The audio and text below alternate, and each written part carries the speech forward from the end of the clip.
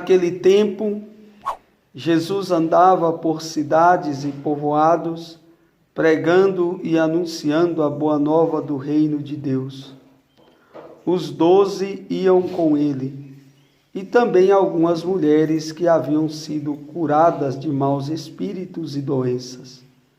Maria Madalena, Maria chamada Madalena, da qual tinha saído 7 demônios.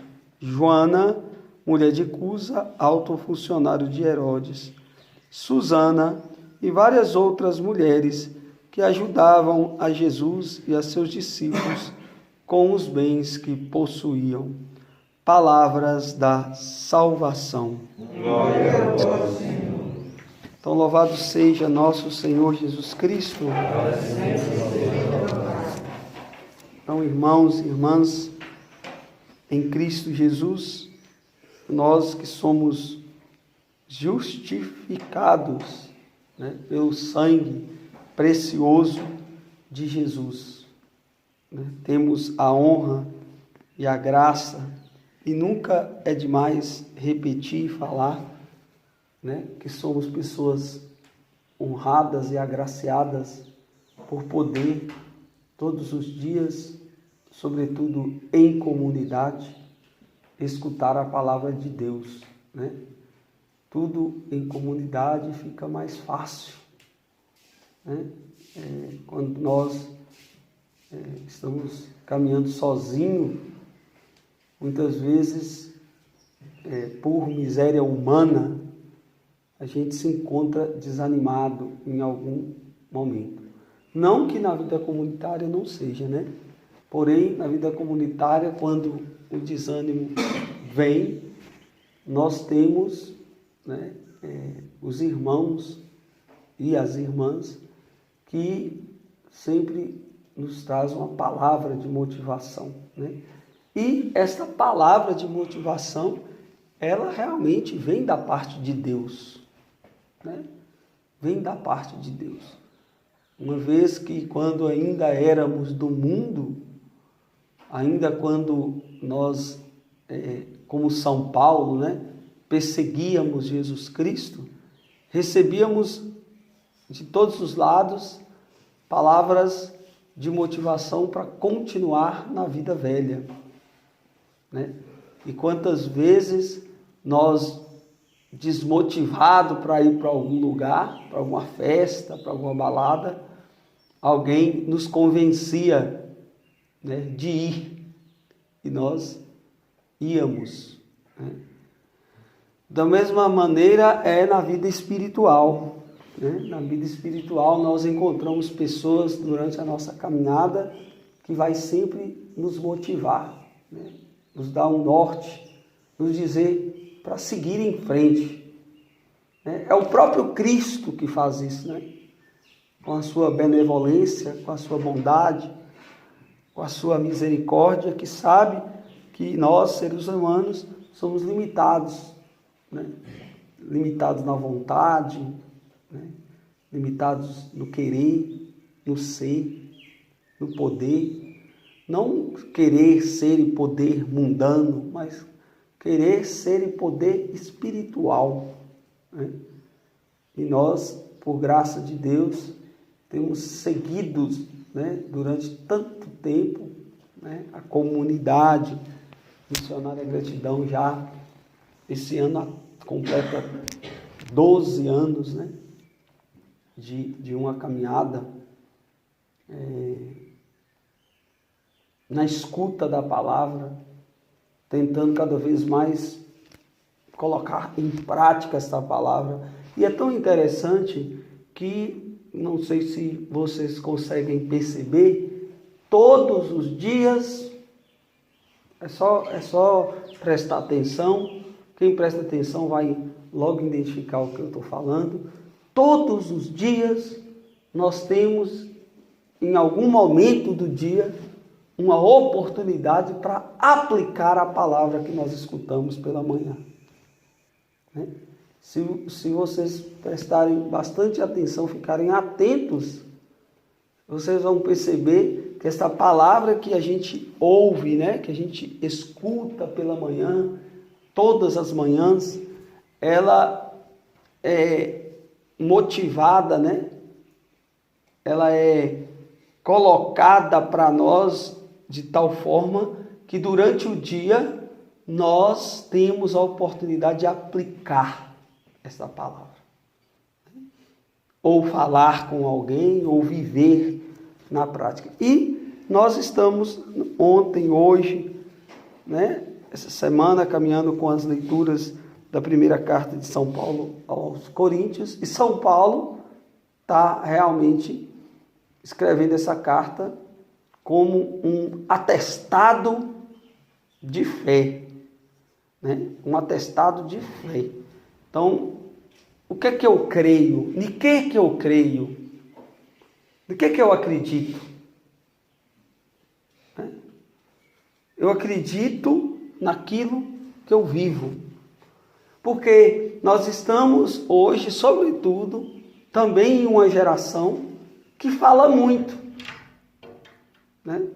Talvez, não sei, porque eu não vivi em outra época também, né? Mas talvez nós estejamos na geração que mais conversa, mais fala.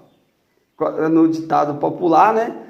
No ditado popular, nós podemos dizer que nós estamos numa geração das mais papudas, né? Cheio de papo. Ah, cara é papudo, mas quem é o papudo? O papudo é aquele que fala e não faz nada, né? Não sei se você já ouviu esse termo, né? Não sei se você ouviu isso. Ah, o cara é papudo demais. Então, o cara papudo é aquele que fala e, no fim, só fica na falácia. Então, talvez nós estejamos nesta geração, uma geração que fala muito, mas aplica pouco. Né?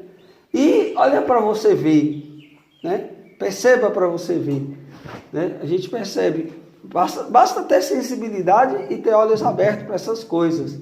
Né? Porque tem coisas que realmente são totalmente espiritual. Só homens e mulheres espirituais que vão realmente enxergar certas situações na vida. Né? E eu falo isso em relação à Igreja Universal, na pessoa do Papa Francisco.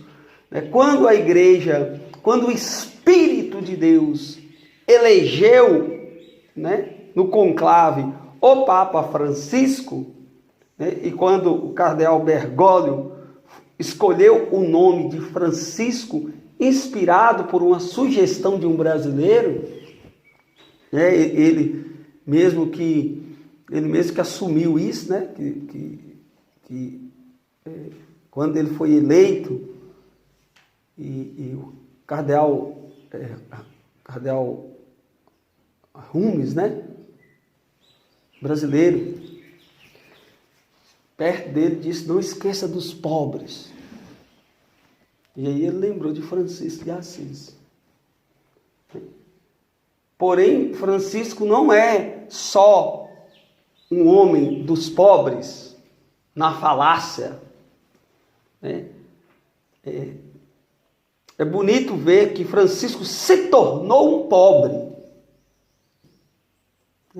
Porque ele precisava ver na pele, enxergar na pele o que é ser pobre, para poder tentar entender a vida de um pobre. Então, Francisco, ele não só escolheu os pobres, ele viveu como pobre. Né? Ele se assemelhou em tudo a um pobre. E por isso, Francisco teve, talvez, com certeza, a maior de todas as experiências, depois de Jesus Cristo, que nasceu na manjedoura, da pobreza. Porque Cristo foi realmente o modelo dos modelos, né? Dessa pobreza que chegou sem nada e saiu sem nada. Né? Chegou lá na manjedoura, nu, fragilizado, humanamente falando, porque estava dentro de uma gruta e morreu nu, todo esfolado, todo flagelado, nu, numa cruz. Chegou sem nada e saiu sem nada. Como que nós chegamos? E como que nós vamos sair? Se o nosso modelo é Cristo. Como que nós chegamos e como que nós vamos sair? Se o nosso modelo é Jesus Cristo. Então São Paulo está fazendo uma série, de escritos, insistindo na questão da fé e dizendo para todos, por meio dessas cartas aos Coríntios, que não é mentira o que eu estou falando. Não é mentira o que eu estou pregando. Não tem como ser mentira. Como que tantas pessoas morreram e estão morrendo, Quantas pessoas que estão abandonando uma vida talvez de comodidade, uma vida talvez tranquila, para poder assumir este Cristo ressuscitado, se é mentira? Como pode nós, por exemplo, largarmos as comodidades da nossa família, o nosso bem-estar social muitas vezes, a possibilidade de conquistas e mais conquistas terrenas? Como pode nós, homens e mulheres normais, éramos normais até então, agora não é mais? Como pode nós podermos abandonarmos a vida mundana para poder nos consagrar a Jesus na totalidade, na integralidade, se isso é mentira? Primeiro, nós chamamos Deus de mentiroso, porque é Deus que ressuscita. Foi Deus que ressuscitou Jesus. E é isso que São Paulo está dizendo. Não, eu não mentiria contra Deus. Nós não podemos mentir, e sendo que uma mentira, ela não se sustenta por si só. Uma mentira jamais duraria mais de 2000 anos, e cada vez mais aumentando e aumentando os seguidores por uma mentira, gente. Não, de fato, nós somos testemunhas, eu e você, nós batizados, não, nem todos, não adianta fazer demagogia. Eu estou fazendo um exercício agora muito forte de realmente sair do mundo da ficção, Nós temos que sair do mundo da ficção, nós temos que pôr o pé no chão, e é a verdade. Nem todos os batizados são testemunha. Eu posso até arriscar que a maioria dos batizados, eles são contra a testemunha. Eles são contra a testemunha. O que é contra a testemunha? Eles não fazem valer o batismo deles, e por isso, cada vez mais também os adeptos do ateísmo, daqueles que não acreditam em Deus, daqueles que não acreditam na ressurreição de Jesus, aumenta cada dia mais, por conta do contra-testemunho dos batizados. E nós que somos supostas testemunhas, preste atenção no que eu estou dizendo. Por que eu estou usando supostas testemunhas? Porque ainda nós não chegamos ao final da nossa caminhada. Então, até que se chegue ao final da nossa caminhada, nós somos supostas testemunhas. Porque pode ser que antes de morrer, ser chamado, a gente também se torne uma contra-testemunha. E a pessoa vai olhar para nós e falar, lá é mais um áudio de fachada lá, sabia lá, olha lá. Falava que amava Jesus, que entregava a vida por Jesus, e isso e aquilo, olha lá. É um bando de papudo. Um bando de papudo. Cheio de papudo, parecendo peru. Um bando de peru e de perua. Para que isso não aconteça, meus irmãos, nós temos que ter consciência do nosso papel. E isso aqui é importante. Nós temos que ter consciência do caminho que nós vamos trilhar. Nós temos que ter consciência, das pedras, dos caminhos espinhosos que nós vamos trilhar. Caso contrário, nós somos verdadeiros, como se diz, não é opção não. Nós somos pessoas que corremos o risco realmente de não chegar ao fim e sermos colocados no livro dos contra-testemunhos. Né? Vai chegar no livro lá, coloca mais um na lista aí. Mais um contra-testemunho. Mais um que negou Jesus. Mais um que colaborou para que as pessoas não acreditassem que Jesus está vivo. Porém, nós somos convidados a resistir, como o próprio São Paulo diz, vós não resistisse até o sangue ainda. Nós somos convidados a resistir, e nessa resistência, nós vamos nos tornando cada vez mais testemunhas fiéis de Jesus Cristo, para convencer as pessoas que Ele de fato está vivo e está no meio de nós. Está no meio de nós. Né? Nós precisamos de fato ter essa coragem, né? Porque realmente requer coragem, requer ousadia, intrepidez. Mas nada disso podemos sem a luz de Deus, sem a luz do Espírito, sem a força do alto. A enganação do ser humano tentar caminhar sem a força de Deus, porque é Deus que nos dá força e coragem para morrer pelo Evangelho, se preciso for, né? Força e coragem para enfrentar as adversidades e tribulações do dia a dia, nesta crise humanitária. Né? Nós estamos numa crise humanitária. Quando eu estou dizendo crise humanitária, eu estou dizendo crise de valores humanos, de relacionamento, de pessoas que não sabem mais se relacionar, pessoas que vivem se pegando por conta de cargo, por conta de função, por conta de poder, e eu estou dizendo isso dentro da igreja de Jesus Cristo. Né? Diante desta crise, aonde a mentira consegue prevalecer por mais tempo, porque não tem como ela prevalecer para sempre, porque a mentira não se sustenta. Aonde nós precisamos começar a ter um olhar aguçado para não sermos enganados e nem vivermos na enganação. E nem motivar os outros a viver, a estar enganado. Nós precisamos ser uma geração da verdade.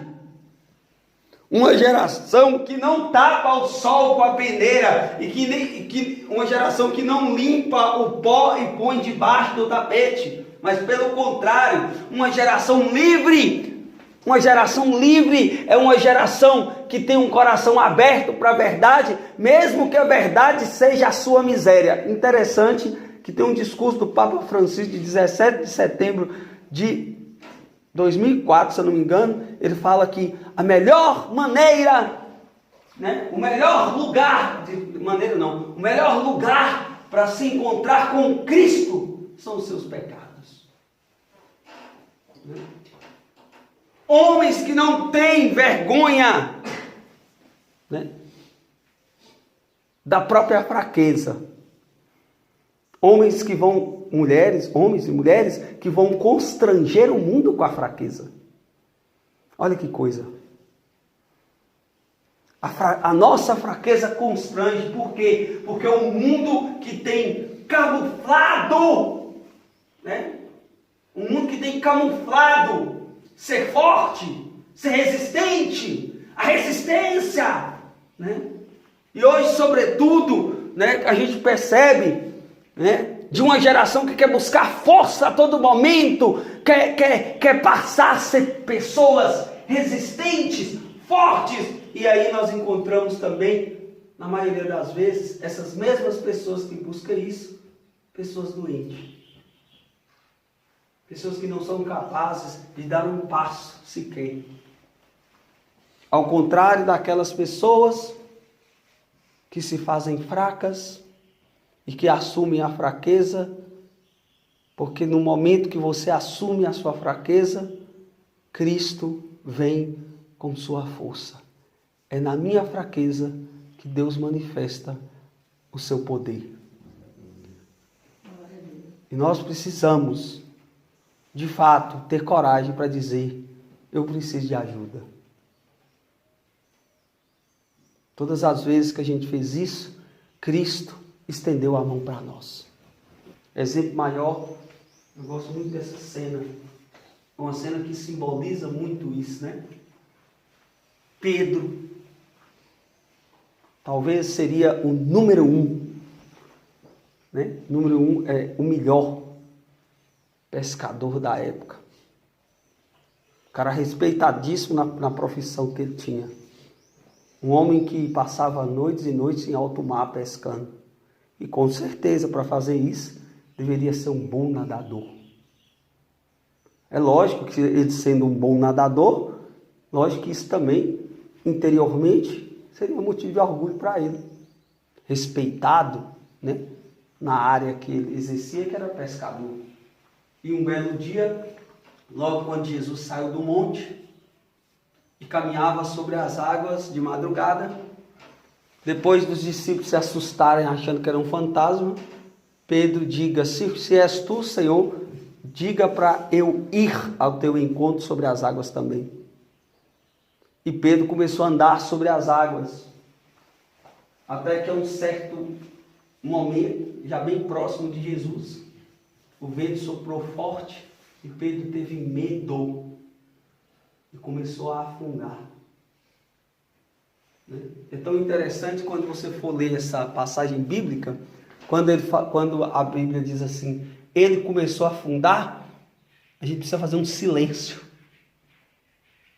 Porque quando fala ele começou a afundar, tem um silêncio.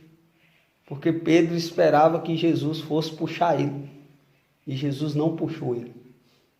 Porque Jesus queria que Pedro assumisse: eu preciso do Senhor. O que Deus quer é que a gente peça socorro. Então, Pedro, percebendo que Jesus não iria salvá-lo se ele não pedisse, em algum momento, imagino eu, quando a água já estava cobrindo quase seu rosto, ele: Senhor, salva-me. E Jesus estendeu a mão e salvou. O que Deus quer de nós é que nós assumamos diariamente a necessidade que nós temos de ter Ele ao nosso lado para poder nos socorrer. O que Deus quer de nós é que nós sejamos pessoas realmente, totalmente e verdadeiramente pessoas que são dependentes extremamente dEle. E que sem Ele, como diz o Evangelho de São João, nós nada podemos fazer. E a palavra nada se remete a nada. Nós precisamos reconhecer isso. E reconhecendo isso, se nós tivermos coragem de reconhecer isso, se nós tivermos coragem de assumir essa dependência deste Cristo que está conosco e que jamais vai nos abandonar, e que mesmo que a gente, muitas vezes pense nessa situação, Ele jamais nos abandona, pode ter certeza que eu e que você, nós seremos testemunhas oculares do poder que Deus tem. Meu Deus, como é que você aguenta? Por graça de Deus que eu aguento. É por graça de Deus que eu aguento. E quantas vezes nós pensamos em fugir de Deus? Olha aí, quantas vezes nós pensamos em fugir de Deus? E Deus, como um especialista em laço, nos laçou. Quantas vezes nós pensamos em abandonar e até correr da sua presença, e Ele com laço, assim, opa, volta aqui. Essa é a maior testemunha, esse é o maior testemunho que nós podemos dar, um testemunho da verdade, de homens e mulheres fracos, que muitas vezes pensou em abandonar Cristo, e por graça dele, nós não conseguimos fazer. nós não conseguimos fazer. Não tem como, não é mentira. Cristo não é uma mentira. A ressurreição não é uma mentira. A vida eterna não é uma mentira. Porque senão nós estaríamos aqui em vão. Basta olhar o que Cristo tem feito. Basta olhar o que Cristo já fez, tem feito e ainda vai fazer na sua vida, que isso será suficiente para nós batermos no peito e dizer: Cristo está vivo, aleluia. Isso é suficiente. Se você olhar para a sua vida, a condição que você está hoje, por conta do amor de Deus por você, por conta do preciosíssimo sangue de Jesus derramado na cruz por você, por conta da paciência que Jesus teve por você, por conta do amor incondicional que Cristo teve por você, se você observar toda a ação de Deus na sua vida, você não pode negar: Cristo está vivo e está no meio de nós. Nós não podemos negar isso. Nós temos que ser testemunhas. É isso que São Paulo está dizendo hoje na carta aos Coríntios. E é bonito ver, sobretudo no Evangelho, a expressão de São Lucas, Lucas faz questão de nos mostrar a participação das mulheres que até então não eram nem contadas. As mulheres que não eram nem contadas agora se tornam participantes do poder de Deus, da graça de Deus. As mulheres que têm papel fundamental na evangelização. As mulheres que assumiram uma missão com Cristo a fim de apoiar, sobretudo exercer a função para a qual elas foram criadas. As mulheres foram criadas como apoio. E isso não diminui em nada elas. Pelo contrário, se não tem apoio, não se sustenta. Se não tem apoio, não se sustenta. Se não tiver apoio, não se sustenta. Agora nós temos apoio. E fica muito claro isso hoje no Evangelho, quando São Lucas faz questão de narrar que essas mulheres assumiram um compromisso com Cristo e ficaram lado a lado com Ele, a ponto de serem privilegiadas tanto na ressurreição como na crucifixão, porque não tinham todos os discípulos lá, só tinha João. Porém, as mulheres eram a maioria aos pés da cruz. Mulheres fortes, corajosas, ousadas, que tinham experimentado Deus na integralidade, na totalidade. Mulheres que morreram por Cristo, como Joana d'Arc. Mulheres que morreram por Cristo, como Santa Luzia. Mulheres que morreram por Cristo, como Santa Águeda. Mulheres que morreram por Cristo, como Santa Bárbara. E tantas mulheres que doaram e doam a vida cada vez mais para dizer que Jesus Cristo está vivo e está no meio de nós. Você pode olhar, muitas mulheres fortes, a exemplo da Virgem Maria. Modelo de mulher é a Virgem Maria, que ficou de pé na cruz, que ficou de pé, chorando, mas de pé, forte, mulher forte de virtude. E um detalhe importantíssimo que São Lucas não omite, no final do versículo 3. Susana e várias outras mulheres que ajudavam a Jesus e aos discípulos com os bens que possuía. Mulheres desapegadas, mulheres do céu. Mulheres desapegadas, mulheres do céu. Mulheres que, no primeiro momento, antes de Cristo, talvez eram vaidosas. Ficavam preocupadas com tantos e tantos afazeres, como a própria Marta. E que, de repente, ao encontrar Jesus, se despojaram de tudo, abandonaram até as próprias casas, para poder estar ao lado de Cristo. porque entenderam que com Deus nada se perde, tudo se ganha. Que nós possamos verdadeiramente aprender com essas mulheres de hoje a verdadeira finalidade de seguir a Cristo é caminhar lado a lado com Ele, ajudando sempre os que precisam com o que nós possuímos. O que eu possuo? E aqui eu finalizo dizendo que realmente há mais alegria em dar do que receber. Louvado seja nosso Senhor.